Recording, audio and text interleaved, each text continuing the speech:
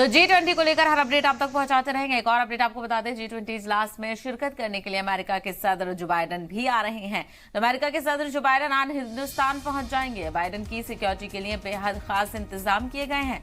अमेरिकी सदर 4 दिन तक दिल्ली में रहेंगे। कल वो वज़ीर-ए-आज़म नरेंद्र मोदी से भी मुलाकात करेंगे। इसके अलावा पीएम मोदी की रिहाइशगाह पर ही मुलाकात होगी। इसके बाद 9 और 10 सितंबर को बाइडन G20 समिट में शामिल होंगे।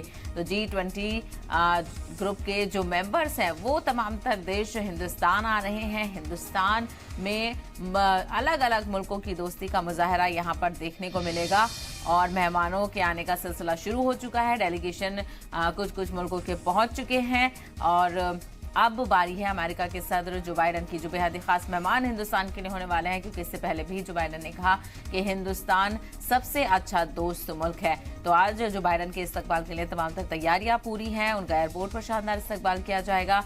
उसके बाद उनके होटल में भी इस्तकबाल के लिए शानदार तैयारियां की गई हैं। तो 4 दिन तक अमेरिकी सदर जो बाइडन दिल्ली में रहेंगे।